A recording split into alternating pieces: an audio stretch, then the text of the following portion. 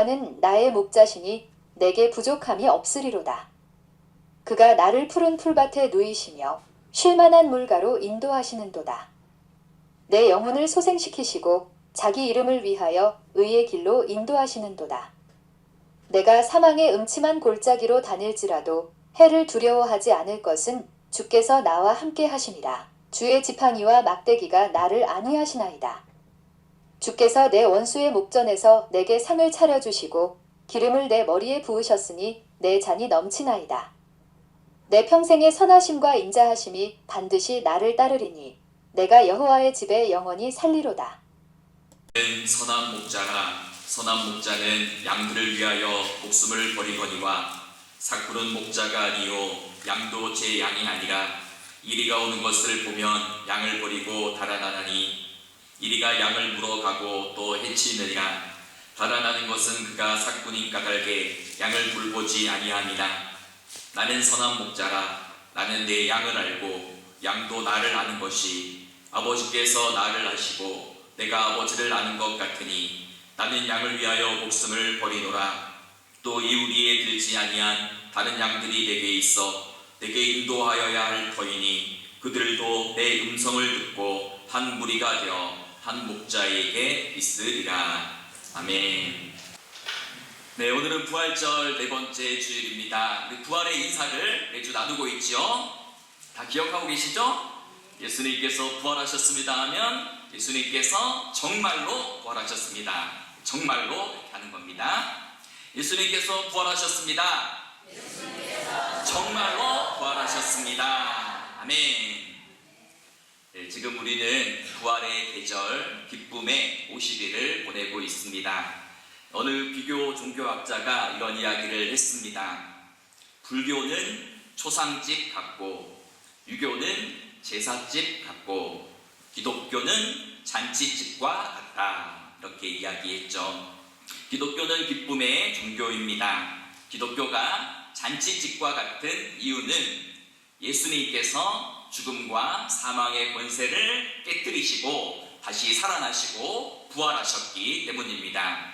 그래서 우리가 매주일 예수님의 부활을 기억하고 또 찬양하기 위해서 이렇게 모여서 예배를 드리는 것이고, 교회는 매주일마다 예수님의 부활을 이야기하고 노래하고 찬양해야 되고 그 부활의 기쁨과 감격과 승리가 가득한 자리가 되어야 됩니다.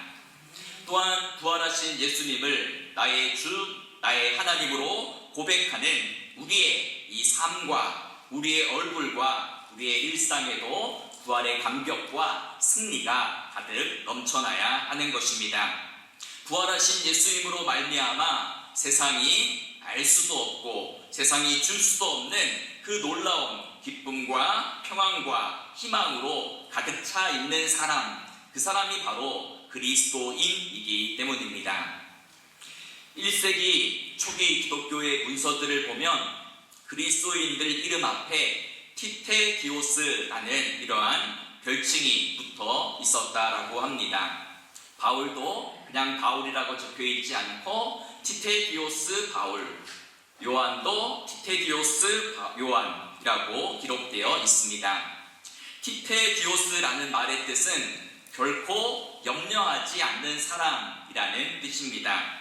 초기 그리스도인들이 자기 이름을 적을 때 그 이름 앞에 마치 별칭처럼 티테디오스라는 말을 덧붙인 이유가 무엇이겠습니까? 그것은 믿지 않는 세상을 향해서, 믿지 않는 이방 세계를 향하여 무언가 말하고 싶은 것이 있었기 때문입니다. 바로 부활하신 예수님을 믿는 사람들은 세상의 걱정과 근심과 염려로부터 해방된 자들이다라는 것을 세상을 향하여 증언하고 싶었기 때문입니다. 그래서 사도 바울은 부활하신 예수님을 믿고 고백하며 그분과 함께 동행하며 살아가는 우리 그리스도인의 삶의 모습, 실존을 이런 말로 표현했지요. 고린도후서 6장 10절입니다. 근심하는 자 같으나 항상 기뻐하고 가난한 자 같으나 많은 사람을 부요하게 하고 아무것도 없는 자 같으나 모든 것을 가진 자로다. 그렇습니다, 여러분. 부활하신 예수님을 믿는 우리는 근심된 일을 만나도 절망하지 않습니다. 슬픈 일을 만나도 낙심하지 않습니다. 환난 중에도 즐거워합니다. 소망 중에도 고난 중에도 소망을 잃지 않고 폭풍우를 만나도 두려워하지 않습니다. 왜냐하면 부활하신 주님이 나와 항상 함께하고 계심을 믿고 알기 때문입니다. 선지자 느헤미야도 주의 날에 기뻐할 것을 이렇게 명령합니다. 느헤미야 8장 10절 말씀을 보면 이날은 우리 주의 성일이니 근심하지 말라. 여호와를 기뻐하는 것이 너희의 힘이니라. 이날은 주의 성일이니 근심하지 말라. 여호와를 기뻐하는 것이 너희의 힘이니라. 이렇게 말씀하고 있는 것입니다. 우리의 기쁨의 이유와 근거는 바로 여호와 하나님 한 분 때문입니다. 하나님을 기뻐하고 즐거워할 때에 하나님께서 우리에게 힘을 주시고 평강의 복을 주시고 하늘의 신령한 능력을 공급해 주시는 것입니다. 부활을 살아가는 이 기쁨의 50일을 우리가 보내고 있습니다. 이 50일 동안 우리 안에 잊혀진 기쁨과 감사가 다시 회복되어지고 내 삶의 모든 걱정과 근심과 두려움이 기쁨의 노래로 기쁨의 춤으로 변하는 그러한 놀라운 은혜가 있기를 간절히 소망하며 축복합니다. 교회력에 따르면 이 부활절 네 번째 주일을 가리켜서 선한 목자 주일이라고 부릅니다. 우리는 그동안 의심을 넘어 부활을 살고 절망을 넘어 부활의 증인으로 살아가고 오늘은 두려움을 넘어 부활의 길을 걸어가고 부활의 주님을 따르자라는 그러한 주제로 선한 목자 주일을 지키고 있는 것입니다. 우리가 성경을 읽다 보면 성경은 하나님과 우리 인간의 관계를 다양한 비유적인 언어로 설명합니다.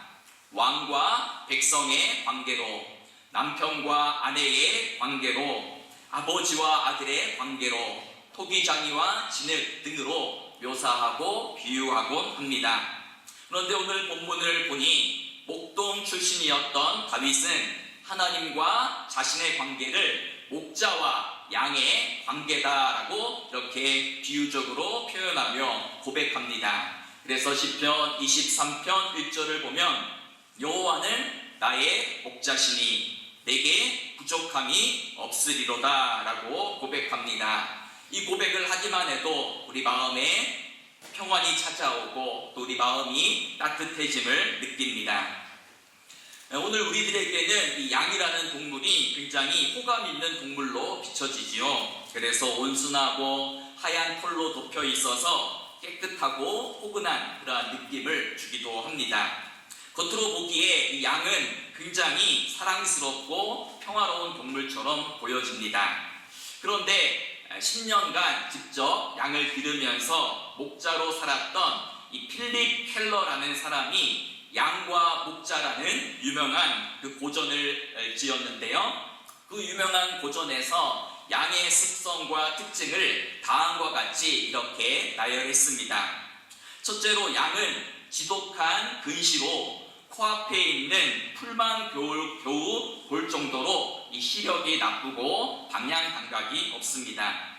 둘째로 양은 스스로 자기 자신을 방어할 능력이 없는 동물입니다. 날카로운 이빨이나 발톱이 없어서 맹수의 공격으로부터 속수무책 당할 수밖에 없습니다.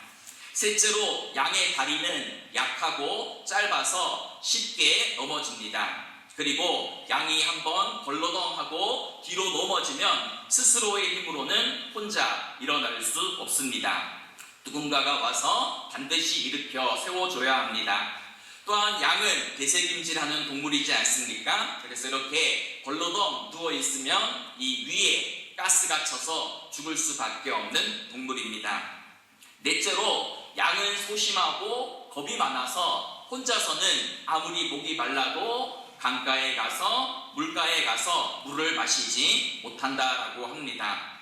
다섯째로 양은 온순해 보이지만 굉장히 고집이 센 그러한 동물입니다. 그래서 양은 목줄을 사용할 수 없다고 하죠. 우리가 아주 고집세 보이는 염소도 목줄을 합니다. 그런데 양은 워낙 고집이 세고 자기가 가고 싶은 대로 가기 때문에 양에게는 목줄을 하지 않는다라고 이야기합니다. 또 여섯 번째로 양은 깨끗해 보이지만 비위생적이고 지저분한 동물이라고 합니다. 털을 자주 깎지 않으면 금방 벌레나 기생충에 감염되고 병에 걸리기도 쉬운 동물이 바로 양이다라는 것입니다. 필립 켈러는 양의 이러한 특징과 습성들을 자세히 열거하면서 양을 한마디로 이러한 동물이다라고 정의 내립니다.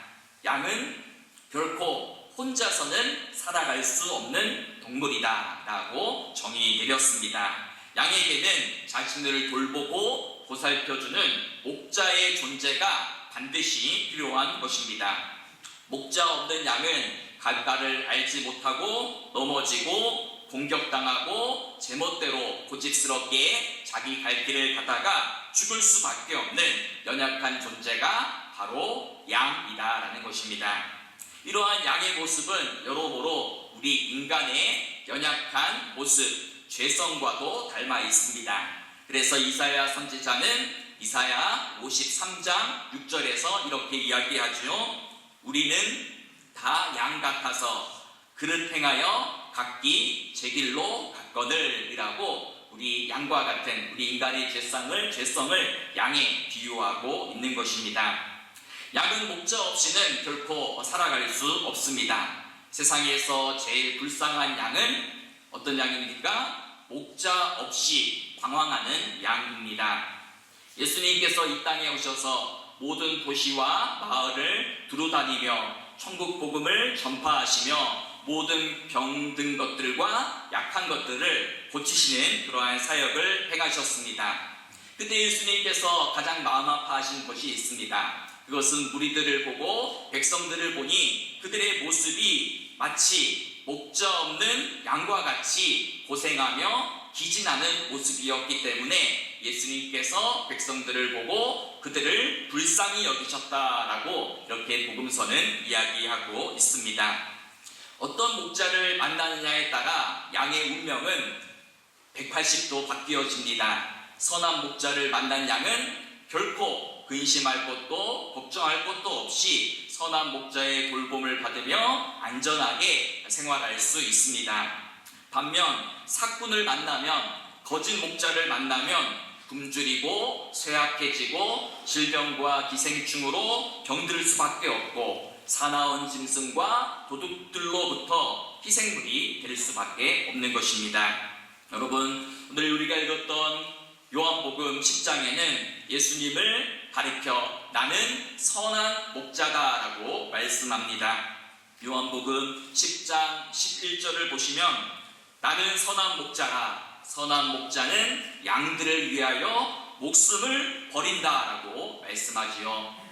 14절과 15절에도 보시면 나는 선한 목자라 나는 내 양을 알고 양도 나를 아는 것이 아버지께서 나를 아시고 내가 아버지를 아는 것 같으니 나는 양을 위하여 목숨을 버리노라 말씀하고 있습니다.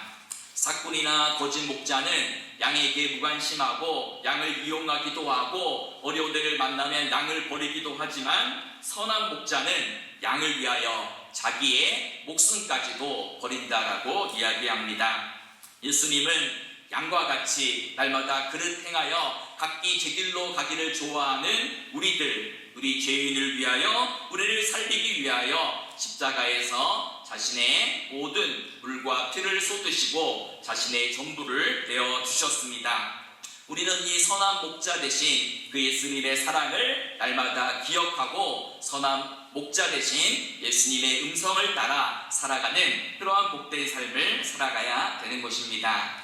양은 시력이 약합니다. 양은 눈앞에 1m 앞도 내다보지 못할 만큼 시력이 약하고 방향 감각도 없습니다. 여러모로 부족하고 연약한 동물인데 양에게 딱 한 가지 발달되어 있는 것이 있습니다.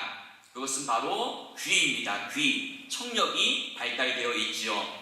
그래서 양은 다른 사람들의 목소리에 속지 않고 목자의 음성을 정확히 구별해서 그 목자의 음성에 따라 움직입니다. 그래서 요한복음 10장 3절에서 5절 말씀을 보면 이렇게 이야기하죠. 양은 그의 음성을 듣나니 그가 자기 양의 이름을 각각 불러 인도하여 내느니라. 자기 양을 다 내놓은 후에 앞서가면 양들이 그의 음성을 아는 고로 따라오되 타인의 음성은 알지 못하는 고로 타인을 따르지 아니하고 도리어 도망치느니라. 이렇게 이야기합니다. 양은 목자의 음성과 다른 사람의 음성을 잘 구별할 수 있다는 것입니다. 그렇다면 양이 해야 될 일은 뭐겠습니까? 딱 한 가지밖에 없습니다. 선한 목자의 음성에 귀를 기울이고 그 선한 목자를 따라가기만 하면 되는 것입니다. 그렇게 하면 사나운 짐승으로부터 지켜주고 보호해주고 때를 따라 풍성한 꼴을 먹여주고 푸른 초장과 실만한 물가로 선한 목자가 인도해주기 때문입니다. 어떤 목사님이 다른 교회에 설교 초청을 받았습니다. 집회를 며칠 앞두고 그 교회 사무실에서 전화가 왔습니다. 목사님, 설교 제목과 본문을 알려주세요. 그러자 이 목사님이 네, 설교 제목은 여호와는 나의 목자시니입니다 하고 전화를 끊었습니다. 그런데 몇 시간 뒤에 다시 확인차 전화가 왔습니다. 목사님, 설교 제목이 그게 다입니까? 그게 답니까? 라고 이야기했습니다. 그러자 목사님이 이렇게 짧게 대답했습니다. 네, 그것으로 충분합니다. 며칠이 지나서 그 교회에 가서 이제 주보를 받아들고 이제 설교를 하려고 단상에 섰는데 그 주보에 설교 제목이 이렇게 인쇄되어 있었다. 여호와는 나의 목자시니 그것으로 충분합니다. 여호와는 나의 목자시니 그것으로 충분합니다. 이것을 고백하는데 막 저절로 눈물이 나오더래요. 그 고백 그대로 여호와는 나의 목자시니 그것으로 충분합니다. 하나님이 나의 목자 되시니 나는 아무 염려도 걱정도 필요 없습니다. 라는 그런 고백을 저절로 하게 되었다라는 이야기입니다. 사랑하는 여러분, 여기서 부족함이 없으리로다 라는 말의 원어적인 의미에는 과거, 현재, 미래의 시제가 다 포함되어 있습니다. 여호와는 나의 목자이시니 지난 과거에도 나는 부족함이 없었습니다. 지금 현재에도 나는 부족함이 없습니다. 앞으로 나의 내일에도 부족함이 없을 것입니다. 라는 고백이 담겨져 있는 것입니다. 지난 과거에 대한 감사, 현재에 대한 만족, 미래에 대한 소망을 담아 하나님을 향한 절대 신뢰를 다윗이 고백하고 있는 것입니다. 그런데 여러분, 이 고백만을 놓고 보면 지금 다윗이 정말 푸른 풀밭에 누워서 실만한 물가에 앉아서 아주 평온하고 한가하게 이 시편을 기록한 것처럼 보입니다. 하지만 다윗의 지금 현실적인 삶은 전혀 평온하지도 않고 목가적이지도 않습니다. 성서학자들은 이 시편 23편을 언제 기록했느냐? 다윗이 노년에 자기 아들 압살롬이 반역을 일으켜서 도망 다닐 때, 광야를 방황하고 있을 때에 이 시편 23편을 기록했다라고 이야기합니다. 지금 다윗이 처한 삶의 자리는 23편 4절에 있는 것처럼 사망의 음침한 골짜기, 눈물 골짜기, 절망의 골짜기를 방황하고 있는 것입니다. 여러분, 흔히 사람들은 어떤 결핍이나 모자람이나 부족함이 없는 것을 복이라고 생각합니다. 그래서 시편 23편에 어떤 구절을 가장 좋아하세요? 라고 이야기하면 1절 후반부에 내게 부족함이 없으리로다 라는 구절을 좋아합니다. 물론 맞는 말입니다. 그런데 이 시편 23편을 읽고 묵상하다 보면 이 시편의 핵심 메시지는 내게 부족함이 없으리로다에 있지 않고 4절에 주께서 나와 함께 하심이라, 거기에 핵심이 있습니다. 내가 사망의 음침한 골짜기로 다닐지라도 해를 두려워하지 않을 것은 주께서 나와 함께 하심이라. 여러분, 믿음의 사람은 내게 부족함이 없으리로다만 이야기하는 사람이 아니고 주께서 나와 함께 하심이라, 이것을 붙드는 사람이 바로 우리 그리스도인입니다. 내게 부족함이 없으리로다, 이 구절만 붙들고 있으면 우리의 삶에 불평이 자꾸 나옵니다. 왜냐하면 우리 현실적인 삶에는 부족함이 많기 때문입니다. 돈도 부족하지요. 건강도 약하지요. 어떤 관계 속에서도 풍성하지 못하지요. 우리 가정도 내 생각대로, 우리 자녀들도 손주들도 내 마음먹은 대로 다 살아가지 못하지 않습니까? 이처럼 우리의 일상은, 우리의 삶의 자리는 어쩌면 결핍이 있고 부족함이 있고 모자람이 있습니다. 그럼에도 불구하고 우리가 믿는 분은 임마누엘의 하나님이십니다.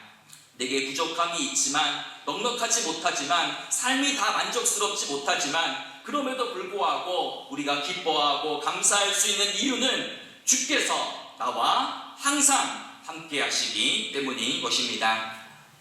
여러분, 18세기의 유명한 독일의 철학자 임마누엘 칸트라는 사람이 있습니다. 이 사람이 이런 고백을 한 적이 있습니다. 나는 일평생 동안 참 많은 글들을 읽었습니다. 일평생 동안 참 훌륭하고 좋은 책들을 많이 읽었습니다. 그런데 시편 23편에 나오는 이 짧은 4개의 단어보다 내 마음을 더 고요하고 기쁘고 평온하게 해준 단어는 없습니다. 그것은 바로 이 짧은 4개의 단어는 주께서 나와 함께 하심이라입니다. 라고 고백했다라는 것입니다.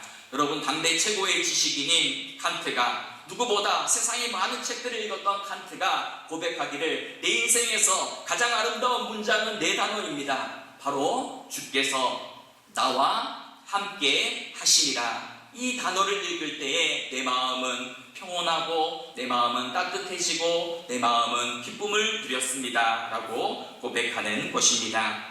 여러분, 우리 삶에도 이 4단어가 여러분의 삶을 붙들어 주기를 소망합니다. 주께서 나와 함께 하시리라. 이 고백을 할 때마다 여러분 마음 가운데, 여러분 영혼 가운데에 세상에 알 수도 없고 줄 수도 없는 따뜻함이, 평온함이 넘쳐나기를 소망합니다.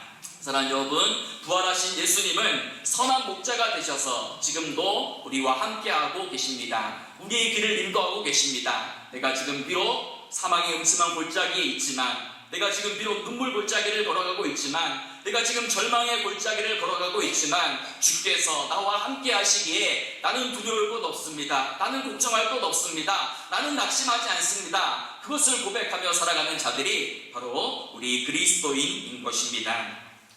여러분, 양은 다리가 약해요. 그래서 자주 넘어지고, 또 다리가 짧아가지고 넘어지면 혼자서는 일어날 수 없는 동물이라고 말씀드렸죠. 반드시 목자가 와서 이 뒤집혀진 양을 다시 일으켜 세워 주어야 됩니다. 여러분, 부활하신 예수님께서는 제자들을 친히 가셔서 절망하고 낙심하고 두려움 속에 있고 의심 속에 있고 근심으로 가득 차 있는 제자들, 마치 벌러덩 뒤집혀 누워있는 양과 같은 그들을 찾아가서 부활하신 예수님은 그 양들을 다시 일으켜 세워주셨습니다. 당신을 모른다고 3번씩이나 예수님을 부인하고 저주했던 베드로에게 친히 찾아가셔서 그에게 따뜻한 조반을 먹여주시며 넘어진, 쓰러진 베드로를 다시 일으켜 세워주셨지요. 예수님께서는 도마를 찾아가셨습니다. 나는 당신을 직접 보지 않고 당신의 옆구리에 창자국에 손을 넣어보지 않고는 부활하신 예수님을 믿지 못하겠다라고 의심과 회의 가운데 있었던 도마를 찾아가 주셔서 도마를 다시 일으켜 세워주셨습니다. 부활하신 예수님께서는 절망과 낙담 속에서 엠마오로 걸어가던 그 제자들을 찾아가셔서 그들에게 말씀을 건네시며 그들의 마음을 뜨겁게 하시고 그들을 다시 일으켜 세워주셨습니다. 여러분, 시편 23편 3절에 보면 이런 고백이 있죠.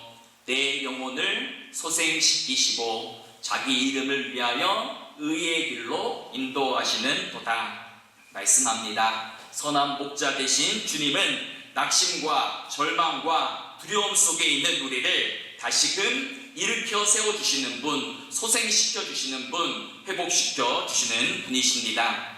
뒤집힌 양을 다시금 일으켜 세워주셨던 것처럼 우리 영혼의 목자 되신 예수님은 다시 우리를 일으켜 세워주시고 소생시켜주시고 살려주십니다. 그리고 우리가 주님의 이름과 영광을 위하여 의의 길을 걸을 수 있도록 우리의 삶을 이끌고 계십니다.